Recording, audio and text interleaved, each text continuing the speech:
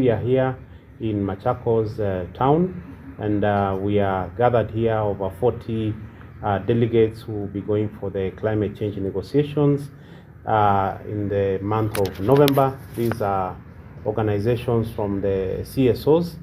We're also joined by His Excellency Sultan, the ambassador from Azerbaijan, where the COP29 will be held. We're also happy to have also had in our midst the Honorable His Excellency Wilbur Otichilo, who is the chair of the Climate Change Committee at the Council of Governors.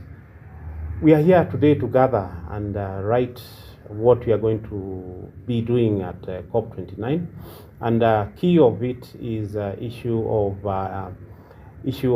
not leaving anybody behind. And we noticed that issues of the 100 billion that was promised several years ago was not fulfilled.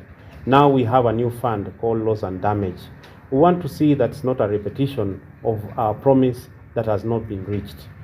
Africa has been promised severally, and this has not been realized. So our agitation, our call, our clarion call as civil society organizations is, please tell us the truth, deliver, and polluter pays principle must apply in terms of what we are doing as a country and in the whole world. One of the speakers just talked about agriculture, and my passion is in agriculture. For example, climate smart agriculture.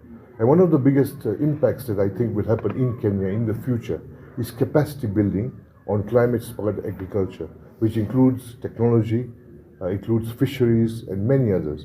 For example, in climate smart agriculture, we can have a holistic project where capacity building can take place. We can have cows, goats, chicken, and small farms which can be occupied by people rather than leaving them idle, and they can be used to be able to bring about lots of yield, which can be done in a most dynamic manner. That's one of the areas that I want to talk about, especially in Azerbaijan. And I believe that the Gen Zs and all the youth need to learn more about agriculture, so that as Kenya is an agriculture country, we can basically make sure that we have food security. That is one of the areas that are very important in the Kenyan context. One of the biggest challenges that we face is access to finance. Access to finance at all the levels, and of course it's very expensive to get funding for many projects in the Kenyan context. If you go to banks, it's very expensive because the interest level is very high.